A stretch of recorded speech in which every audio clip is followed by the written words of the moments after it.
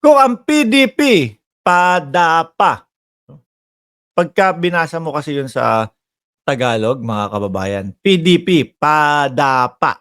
Padapa.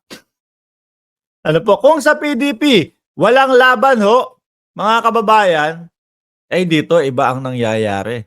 Kung sa PDP, mga bossing, nagkakaubusan ng suporta at ayaw na sa kanila, ibang klase ho dito sa Partido Federal ng Pilipinas, mga bossing. No? Na partido po ng ating presidente. Nagsusumiksi ka naman ho, mga kababayan. Basahin natin ito ho, ano? Basahin natin itong balita ng Inquirer. Look, the Partido Federal ng Pilipinas, PFP, welcomes more than 800 provincial, municipal, and city official from Iloilo and Guimaras in a mass oath-taking ceremony in Iloilo City on Sunday. Mukhang malas si Ipe dyan Mukhang mukhang simula nung itinaas yung kamay ni Ipe dyan sa PDP laban, nagsialisa na. Siguro naisip nila, naku po, ano ba itong mga politiko natin? Para tayong nagiging dito, kengkoy. Ano po? At tatambakan na tayo ng mga artista. Yung isa, number 1 senator, ayun, tahimik lagi. No? Pagdating sa West Philippine Sea, atras yagbols naman po, mga kababayan. Dito naman po, siguro dito nila nakikita nila talaga na talagang malasakit sa bayan. Ano ho? Kaya biruin mo 800 provincial, municipal, and city official from Iloilo and Guimaras. Ano ho? Kung doon sa kabila, ilan ang lagas, pati mga mayor, dito naman po, ayan, Santambak ho. The oath-taking was led by Partido Federal ng Pilipinas National President, South Cotabato Governor Reynaldo Tamayo Jr. and Regional Party Chairperson Iloilo Governor Arthur Defensor Jr. Parang nadjojologsan ako doon sa mga DDS na tawag kay Pangulong Marcos. Ayan na si Da Junior. May mga ganun pang nalalaman. Bakit ang jojologs nyo dyan? No, ang dami nyong arte sa katawan. Baka naman high blood din na naman kayo dyan. Kalma lang kayo. Inumin nyo yung gamot ninyo. O kaya kumuha kayo ng yelo, lagay nyo sa ulo nyo, medyo idiin yung konti. Pagka sumasakit ang ulo niyo. Kapag ka naman malala na yung sakit na ulo, medyo bigyan nyo ng konting ganun. Di ba? Para tulog agad. Tulog agad. In his closing remarks, Defensor called the oath-taking a total alignment with the administration of President Ferdinand Marcos Jr. Iiyak na naman ito si Jason sa. Ano ho? Iiyak na naman si Jason sa nito. Sasabihin, wala nang ginawa itong mga ito kundi dumikit sa malakas na partido. Yung partido nilang yung padapa, wala na ho. Mga kababayan, baka sa susunod sasabihin, wala na po, sarado na po ang tindahan. Para patunay ito, dami namumula ano ho? Namumula. Sabay-sabay hong nanumpa. Doon naman sa kanila, sabay-sabay nagpapasa ng resignation. Grabe ka naman kay Ipe, Mark. Hindi ata siya ang dahilan sa pagkadapa ng PDP. Hindi naman po talaga. Ang pinakamismong dahilan ng pagdapa ng PDP, mga kababayan, si Pangulong Duterte din ho. Sinubukan nilang umiwas, mga bossing. Naalala nyo? Nung pagkatapos ng mga ilang beses na mautog, naramdaman ho nila, mga kababayan, pagka tayo nadidikit ang ating partido, talagang dikit yan. Di ba? Talagang dikit kay dating Pangulong Duterte yan.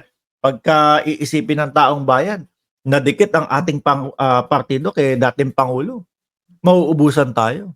Kasi yung mga pinagsasasabi, walang mga ebidensya, walang mga patunay, puro lang chismis. Biruin mo yun, dating presidente tapos naging parang Maharlika style na. Tapos ang mga vlogger pa po nila, ang mga vlogger ng mga Duterte, sino po? Maharlika. O, di ba? Si Banat Bay. O, ha? Huwag mong awayin. Banat Bay, si Maharlika. No, kayong dalawa yung pinaka-ano dyan. Pinaka-front. Di ba? Sabi ni KH, iiyak na, gusto mo umiyak na muna. Iiyak kayong mga pulahan dahil gamitan lang mga yang politiko. Kahit na ano mga ipagdadahilan nyo dyan. No, sa halalan ulit sa presidential, maglilipatan. Lahat yan. It depends. Ano po? It depends. Kapag kami nagawa, may 4 na taon pa. No? Kapag hindi na no comment siguro ang sagot ng ating vice presidente sa mga issue, sa malalaking issue, sa West Philippine Sea, sa kung ano-ano pa, baka posible yun. Pero kung ngayon, sa nakikita ho natin, mga kababayan, malabo pa ho sa tubig ng kanal. O kaya ngayon, may 4 na taon pa kayo para umiyak. Ano? Balik na lang kayo kapag kayong sinasabi mo na presidential election. O yun. Balik ka dito, sabi mo, Mark Ramos, iyak ka, panalo si BP. Pero sa ngayon, kayo muna umiyak dyan, okay? Kayo muna yung uminom ng amlodipine. Kapag hindi na no comment ang sagot, ayun, baka. Kaya lang, baka mauna pa kasi sabi, di ba? Sabi ni Trillanes, si Duterte, nandyan niya sa nasa unang hanay yan ng serve ng warrant of arrest. Si Bato, nasa pangalawa. Si Bongo, nasa pangalawa. Si Sara, nabanggit din dun ho. Yun ang malalaman natin. At lahat ng yan, ngayong taon mangyayari at posibleng mangyari. Yung sinasabi mo, na mag-iiyakan kami, 4 na taon pa yun 4 na taon pa yun. At tignan mo naman, palabo ng palabo ang inyong ang inyong partido, palabo ng palabo. Yung inyong mga politiko. Tahimik na nga ngayon si Pantaleon Alvarez, hindi ko alam kung bakit. Bakit ho tahimik si Pantaleon Alvarez ngayon, mga kababayan? Eto pa. Eto pa picture, eto pa litrato, nasaan ba yun? Eto. To. Saan ba yun? Eto. Yan. Teke. Eto pa, Dami, puro pula. Sabi ni Luchi Evangelista, good PM. Mark, watching from Austin, Texas. Hello. Rolly Vicente. June Benedicto, dating presidente, realista na lang ngayon. Uy, magagalit si KH. Maniwala ka naman kay Trillanes. Ay, madaming naniniwala ngayon kay Trillanes. Maniwala ka naman. Kayo lang ang hindi naniniwala. Tingnan nyo nung sinabi, kakasuhan natin si Banat Bay. Kakasuhan natin si Harry Roque. Nagkatotoo naman ho. Nung sinabi, nung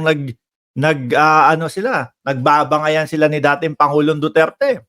Sabi ni Duterte, si Trillanes ang nagbenta ng West Philippine Sea. Gano'n naman din si Trillanes. Kayo yung nagpabaya dyan Tapos ngayon, malalaman natin, mapapakinggan natin sa mga bali-balita. May gentleman's agreement, status quo lang ang ginawa, hindi tinindagan ang West Philippine Sea. Tapos papel lang yung turing niya doon sa pagkakapanalo natin sa korte para po sa karapatan sa West Philippine Sea. Sino ang papaniwalaan natin ngayon diyan, mga bossing? Mga DDS, alam ko madami kayong nandiyan sa likod. Suportahan nyo si KH. Mag-comment kayo diyan, tambakan nyo ako ng comment, sabihin nyo, bangag ka Mark Ramos, bayaran ka Mark Ramos. Dali. Hihintayin ko yan.